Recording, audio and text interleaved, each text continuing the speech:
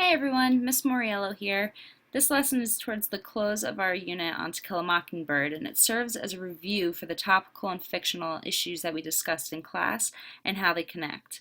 It serves to help the students build their connections and their ideas for their final papers, which are going to answer bigger picture questions about justice, racism, and equality. So in this lesson, we'll review the important activists that we discussed, important dates, and how they connect back to the text. So on the first slide, we have our student objectives. So students will be able to recognize and describe figurative language used as a device for persuasion and perspective in different media. This is going to be in the form of a music video, and I thought it'd be important to bring in a different medium because of everything going on with park assessments and standardized tests. They want students to be able to analyze and draw connections between all different kinds of media. So for that, we have a music video by Billie Holiday. The second objective is students will be able to identify civil rights activists and important dates and their contributions to the movement while analyzing the novel's connection to this era. That's going to be in slide 5 and 6. And the last slide is going to be an exit card and also homework assignment if they don't finish, which is a compare and contrast piece, which will have two wordles from Atticus Finch and from Martin Luther King Jr., and it will be comparing Atticus's closing argument and MLK's I Have a Dream speech. So students will be able to draw connections and differences between history and the literature that we're studying. And in the teacher's notes, it gives the explanation of the layout of this lesson. So it's clearly English, To Kill a Mockingbird, as I stated before, review for the final paper. Their prior knowledge is everything that we discussed up until this point in the unit. So throughout, we were talking about the Civil Rights Act and the Civil Rights Movement and the activists, the origins of To Kill a Mockingbird, where the setting takes place when it was actually published, Harper Lee's own life experiences and how they've integrated into the book. The cross-curricular connection is with history and the civil rights era, as I just mentioned. Down here for the lesson notes, I just break down how each slide is to be interpreted. So simply the first and second are the title page and the synopsis. Slide 3 is going to be how the students are going to divide into groups, which you'll see as an interactive activity using quotes from the novel. Stage 4 is, again, as I stated earlier, the music video of Billie Holiday, and students will find rhetorical devices within that song. Slide 5 is an activist roulette. It's a roulette of different pictures of activists, and the groups are responsible for identifying which activist is being chosen. Slide 6 is a timeline reveal. I will read aloud an event that had happened, and the group has to decide which year they think it had happened. Slide 7 is the vortex activity. A lot of students find it hard to discover the relevancy of studying such books like To Kill a Mockingbird, saying it doesn't apply till today or to today. So this activity, I have pictures from then and now, and they have to decipher if that happened back in the 30s and the 60s or if this had happened in the last 5 years. And lastly, to close this whole lesson will be the exit card / homework assignment, in which they will compare and contrast the two speeches, as I mentioned before. So slide 3 is how they're going to divide themselves into groups, and what will happen is I will ask the students for examples of quotes that we had discussed in class. So let's say, and over here under pictures, for these purposes, I have each student represented as a different flag.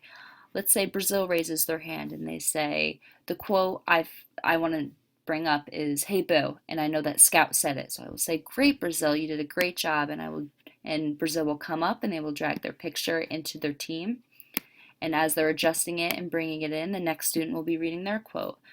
There will only be 5 students per group max, so to differentiate and to split up the groups enough. And this is how the rest of the lesson will go, based off of what quote they bring up and where they're placed. So then we'll go back to the full screen and continue with the lesson, and that will go into Billie Holiday. As I state up here, they'll watch Billie Holiday, and I'll ask the students to come up to the board and highlight examples of symbolism or other rhetorical devices that they had found. Now, this is going to initiate the purpose of the groups. What I want is for each activity for a different student to come up each time to assure that each student is coming to the board, besides the attendance purposes in the beginning. So in their groups, they'll listen to the video. I will put it on here. And of course, I won't play the whole thing. So just to give you a snip,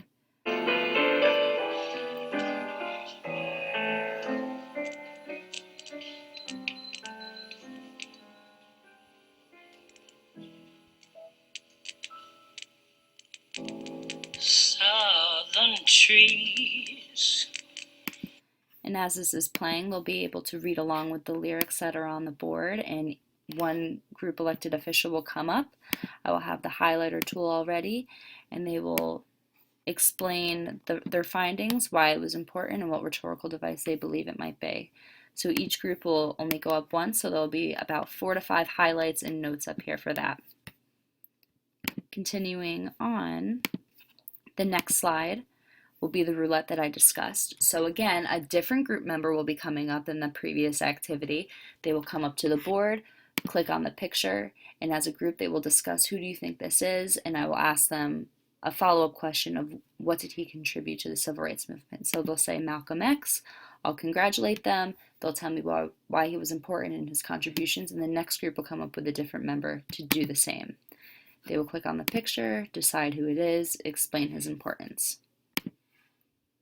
Next is the timeline. As I mentioned before, I will read aloud a different statement and they will decide which year it falls on. Again, a different group member will be coming up, and let's just say I read to the class, this year is the year that To Kill a Mockingbird takes place, is the setting of the story.